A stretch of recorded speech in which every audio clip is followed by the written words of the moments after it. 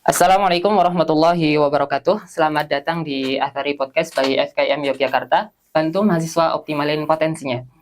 Alhamdulillah, hari ini kita kedatangan tamu istimewa, seorang mahasiswa semester akhir di Universitas Islam Indonesia yang bukan hanya aktif di dunia akademik, namun juga berprestasi di dunia non-akademik dan juga teguh memegang identitas sebagai mahasiswa muslim. Beliau merupakan salah satu delegasi Indonesia dalam ajang debat internasional di Qatar, kemudian peraih juara 2 mahasiswa berprestasi UII, dan juga penerima beasiswa santri Pondok Pesantren UII. Saat ini beliau juga aktif di berbagai forum keagamaan mahasiswa, baik internal maupun eksternal kampus. Nah, sosok ini membuktikan bahwa menjadi mahasiswa unggul itu bukan hanya soal nilai, bukan hanya soal IPK, tapi juga tentang prinsip, kemudian kontribusi, dan juga dampak yang nyata. Nah, kita akan banyak ngobrol dengan mas-mas ini, ya. Langsung saja kita sambut Mas Faisal Ahmad Ferdiansyah. Insyaallah. Gimana kabarnya hari ini, Mas? Alhamdulillah, bikhair, alhamdulillah. Alhamdulillah. Gimana kesibukan? Ya, seperti itulah mahasiswa akhir ya. Mahasiswa akhir. Sudah mulai mengerjakan skripsi belum, Mas? Aduh. Ya, masih sudah mulai, alhamdulillah. Alhamdulillah. Oke, Mas. Mungkin sedikit bisa dibagikan kepada teman-teman, terutama calon mahasiswa baru nih, Masya Allah, yang akan join sebagai mahasiswa, join ke klub mahasiswa gitu ya, di bulan Agustus sampai September nanti. Mungkin bisa cerita, Mas, gimana dulu sebagai mahasiswa baru? Oke, bismillah. Sebenarnya terima kasih kepada Mas Adi atas undangannya, dan teman-teman langsung aja ya. Tadi pertanyaannya adalah, dulu ketika pas jadi mahasiswa baru, itu gimana dan ngapain aja gitu ya mungkin ya. Iya. Pertama dulu, ketika alhamdulillah ini kan lulusan pondok Mas ya. Oh, Masya Allah. Dan dulu ketika sudah mondok, selesai, dan selayaknya mau naik ke perguruan tinggi, pasti ada rasa kebingungan. Pasti bingung mau lanjut kemana nih. Pasti kadang ada ambisi mau keluar negeri.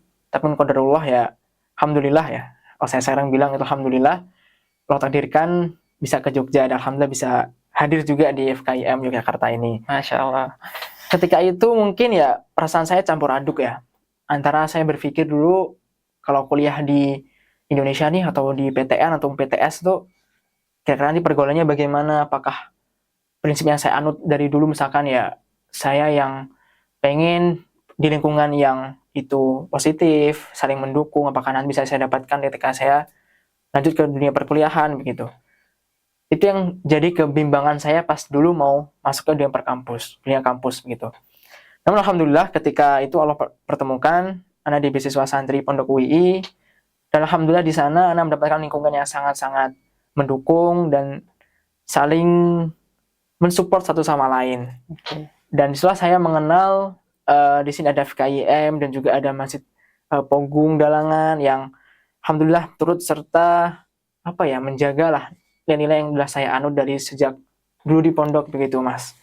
Jadi wajar bingung itu wajar, bimbang itu wajar, tapi satu hal yang perlu kita yakinkan adalah bahwasanya kalau kita terus senantiasa pengen dipertemukan dan orang-orang yang baik, dan insya Allah Allah akan pertemukan dengan yang serupa dengan kita, yang istilahnya kayak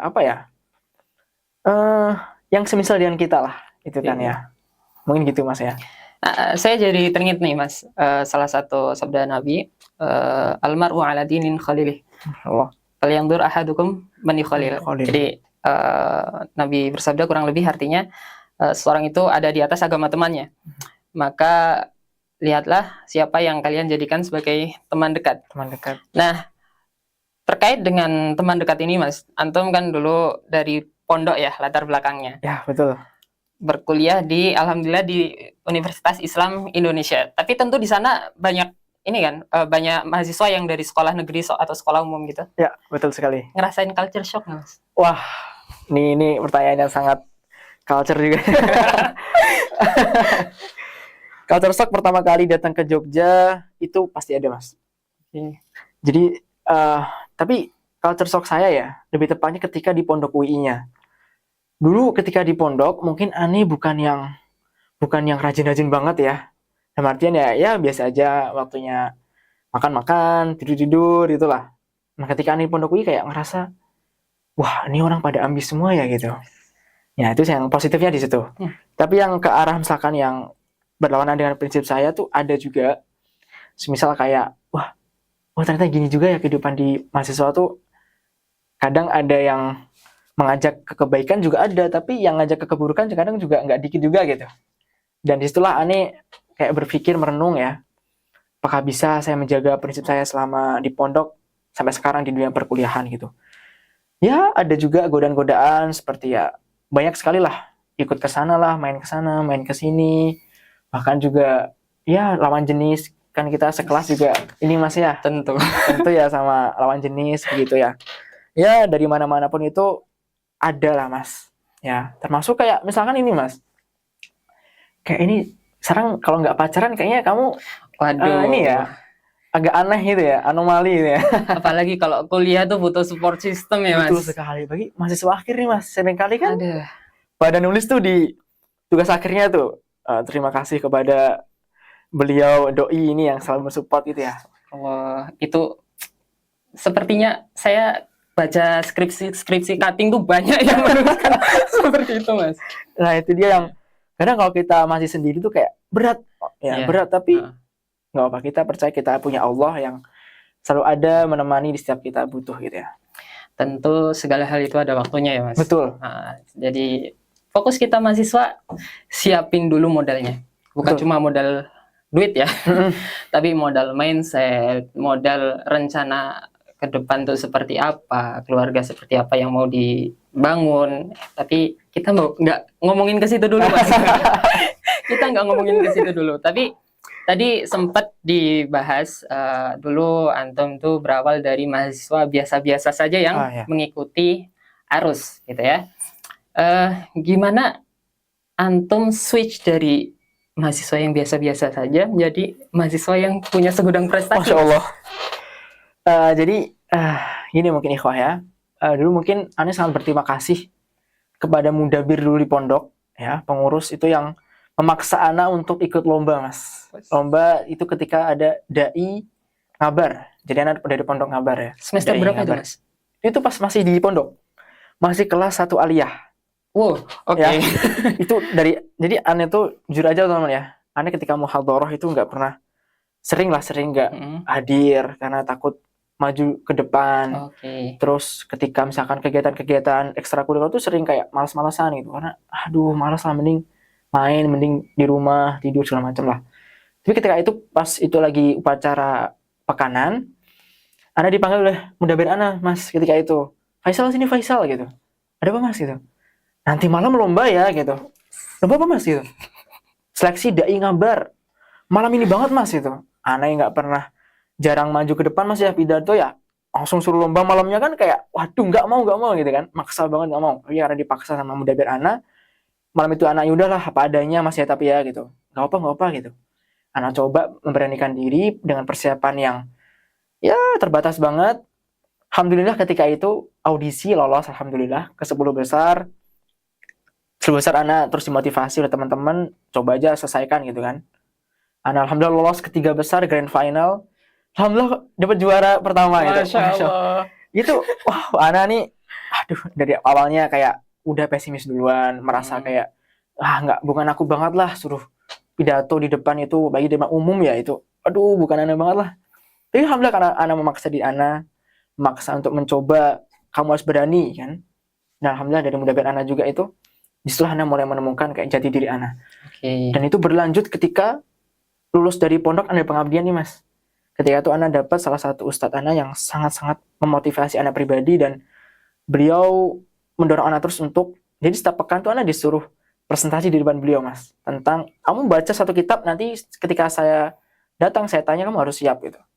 Nerjemahin, menjelaskan gitu. Dari situlah Ana kayak merasa terdorong untuk terus belajar, terus untuk mencoba hal baru, dan dari situlah terbentuk mindset Ana pokoknya kita harus berani menantang ketidakpastian gitu. Yes, berani menantang ketidakpastian. Betul sekali ya, mencoba ya. Menarik ini. Jadi dimulai waktu aliyah ya? Iya, betul sekali itu. kenapa sih harus kita mulai sejak dini, Mas? Mungkin gini Mas ya, kita nggak tahu kapan kesempatan itu datang ya. Oke. Dan ketika kesempatan itu datang, kita juga nggak tahu apakah kesempatan itu misalkan nggak kita ambil, apakah akan datang lagi kedua kali atau ketiga kalinya. Kita semuanya nggak tahu. Jadi sebisa mungkin ketika kesempatan itu datang, itu dibarengi dengan kesiapan.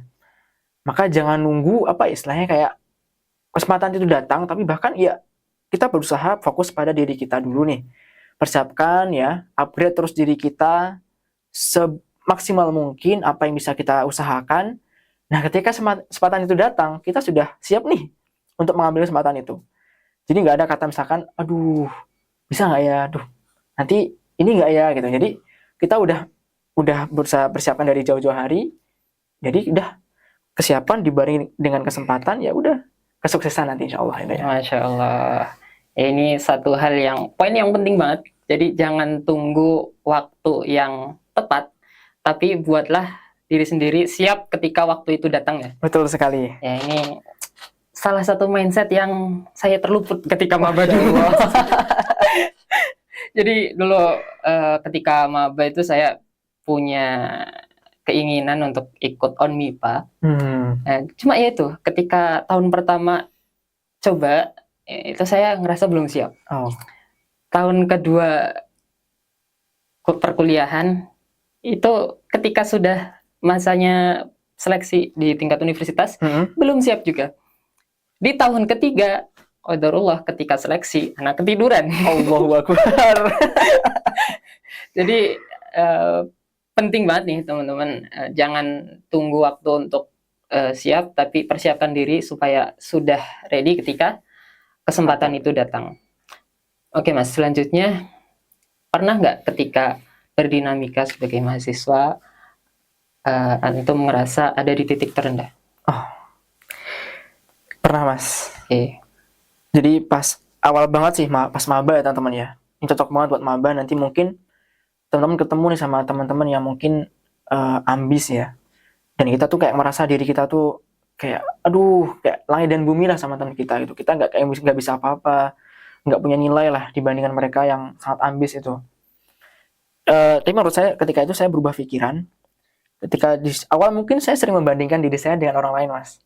Ya teman-teman saya kok udah keren-keren banget ya, misalkan kayak bahasa Inggrisnya bagus banget, bahasa Arabnya bagus banget, mereka udah punya prestasi banyak gitu. Tapi itu bagus ya, kita punya kesadaran diri itu udah bagus. Jadi kita punya sadar diri kita tuh masih perlu mengejar lebih, itu udah bagus. Cuma fokus pada diri sendiri dan jangan membandingkan diri kita dengan orang lain. Itu penting banget. Karena nggak fair Mas, kalau kita bandingkan diri kita dengan orang lain itu nggak apple to apple gitu. Karena pertama, start point-nya tuh udah beda gitu. Oke, ya. Start point udah beda. Udah beda. Terus ya keadaan kita dan mereka tuh juga berbeda gitu. Bukan kondisi keluarga, kondisi kita tuh secara pendidikan, akses ke pendidikan juga beda-beda gitu. Jadi sumber yang kita miliki itu beda-beda. Jadi kita nggak bisa samakan, wah kok aku tertinggal dari orang lain ya gitu. Ya kita jadikan itu sebagai motivasi. Yang perlu kita pahami adalah bandingkan diri kita dengan diri kita di masa lampau, yang sekarang dan masa lampau. Itu baru perbandingan yang fair.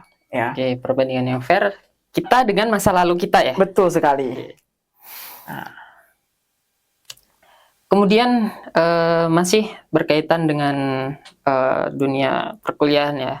Ketika antum sudah berproses untuk meraih prestasi gitu ya sebagai mahasiswa, ada nggak kepikiran atau gimana motivasi antum untuk memberikan dampak kepada orang lain? Masya Allah. Nah ini termasuk juga ini Mas ya, kayak orang-orang menganggap kayak wah antum nih berprestasi terus ya gitu. Kadang-kala ada orang yang merasa udah puas nih, aku udah juara inilah, event inilah, segala macam udah juara gitu, dan udah stop di situ gitu.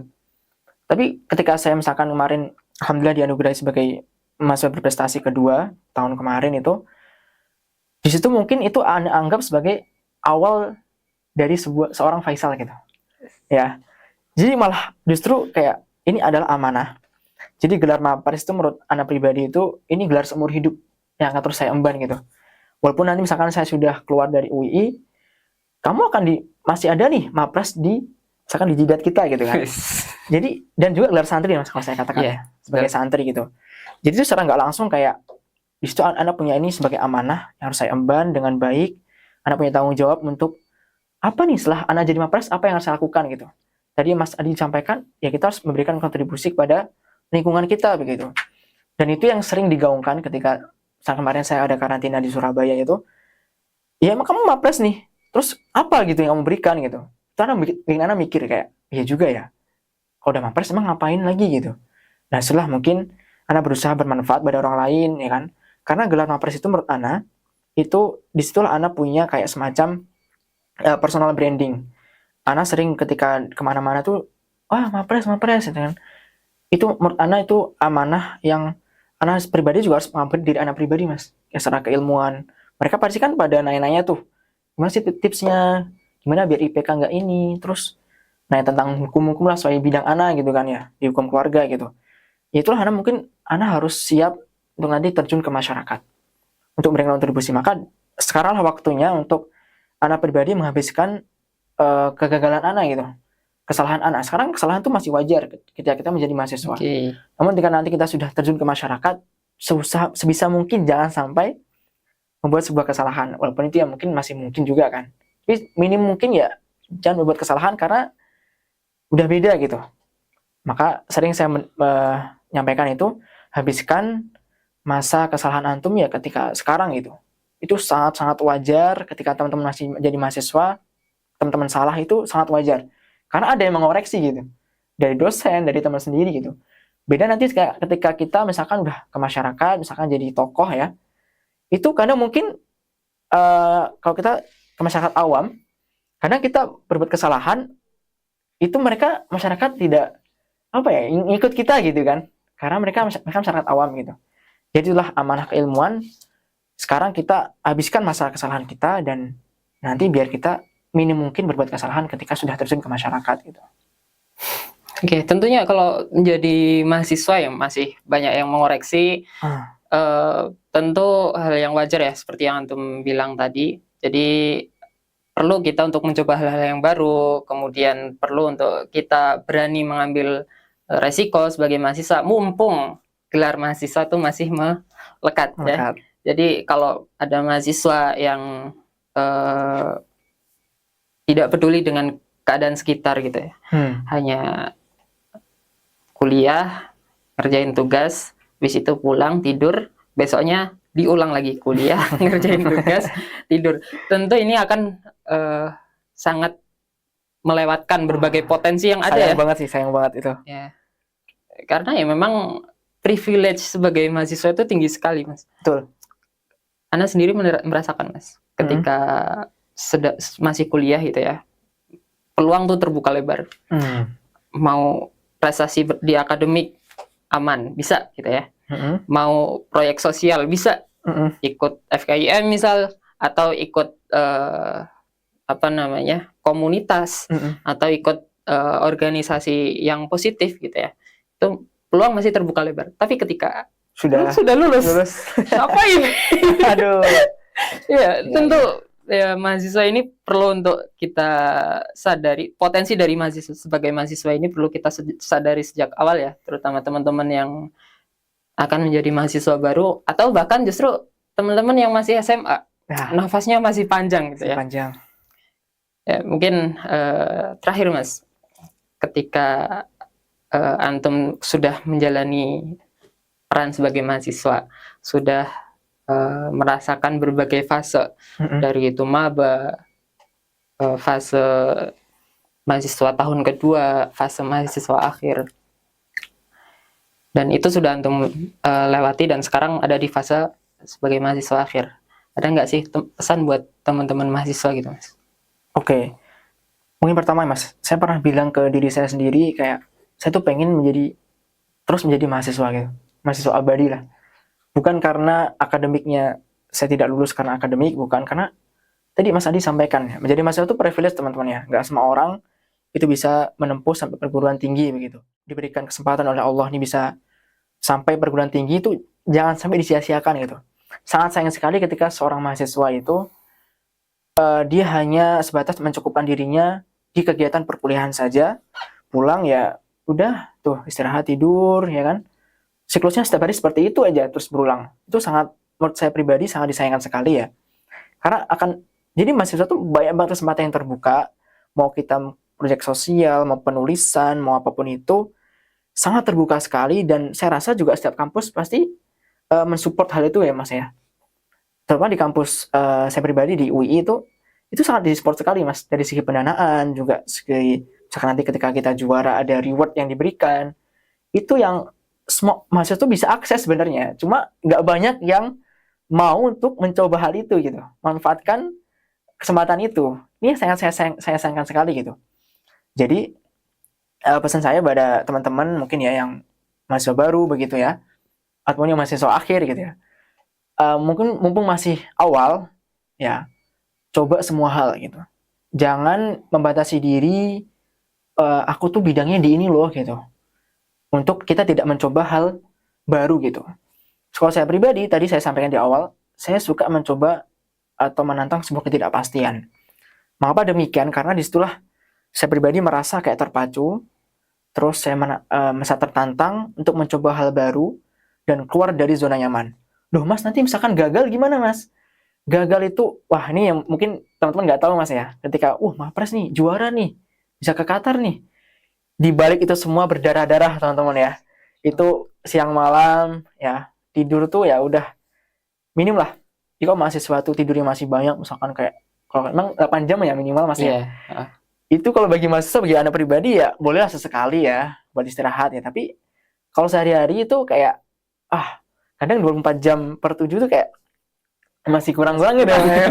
Kayak ulama kita lah teman-teman ya. Contoh misalnya kayak Imam Syafi'i lah. Beliau dengan segala keterbatasan itu beliau bisa berjuang dan jadi ulama besar seperti sekarang kita ketahui. Kita dengan segala kemudahan, akses yang sudah serba mudah sekarang, kok justru malah kayak menurun kualitasnya. Nah, itu yang perlu ditanyakan gitu. Kadang-kala apa yang kita miliki, fasilitas yang kita miliki itu sebuah amanah ya.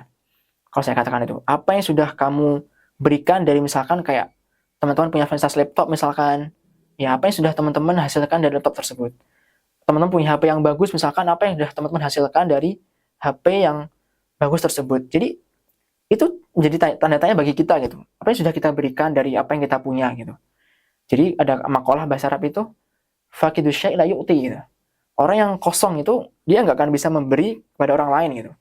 Maka ada juga makalah yang saya pelajari di pondok itu, al-alimu kabirun wa in kana hadasan wal jahilu shaghirun wa in kana syaikhan. Orang yang alim itu dia akan dianggap orang yang berwibawa, orang besar walaupun dia masih muda. Sebaliknya, orang yang sudah tua, tapi kalau dia secara akal kosong ya, kosong, ilmunya sedikit, dia nggak tahu apa-apa, dia akan dipandang kecil gitu. Jadi titik tolak ukur kehormatan seseorang itu bukan apa yang dari harta yang dia miliki, atau dari tua atau muda, tapi dari seberapa ilmu yang dia punya dan dia amalkan. Nah itulah mungkin teman-teman mahasiswa baru ini fokus kepada apa yang potensi kita miliki dan kembangkan terus. Jangan takut gagal, jangan takut salah. Teruslah evaluasi diri antum ya. Terus bikin journaling setiap hari, apa yang sudah saya lakukan hari ini dan apa yang perlu saya perbaiki. Nah itulah teman-teman nanti akan secara nggak langsung akan terus upgrade dalam setiap waktu-waktu. Dan jangan lupa cari lingkungan yang suportif ya. Gitu. Cari lingkungan yang suportif ya Mas. Betul sekali. Jadi salah satu poin yang saya tangkap barusan, ya jangan takut untuk mencoba hal baru. Kemudian kembangkan diri dan evaluasi. Betul sekali. Insya Allah obrolan yang luar biasa hari ini Mas Faisal. Kita belajar jadi mahasiswa itu bukan hanya soal IPK. Ya, IPK itu penting. IPK itu penting. Tapi mencoba hal-hal yang baru, mengoptimalkan potensi sebagai mahasiswa itu juga tidak kalah pentingnya ya. Terima kasih Mas Faisal atas sharing ilmunya, insya Allah. Alhamdulillah. Semoga dari sini teman-teman terinspirasi ya untuk mencoba hal-hal yang baru, mencoba untuk berprestasi sebagai mahasiswa. Tentu mahasiswa tingkat akhir ini bukan akhir dari segalanya, Mas. Betul sekali. Masih ada banyak sekali hal-hal yang bisa dioptimalkan di ujung perkuliahan. Betul. Ya, semoga semua ini bisa bermanfaat untuk kita semua, teman-teman. Kita berjumpa lagi di podcast yang selanjutnya. Saya Adi Sudrajat, pamit undur diri. Sampai jumpa di episode berikutnya. Wassalamualaikum warahmatullahi wabarakatuh. Waalaikumsalam warahmatullahi wabarakatuh.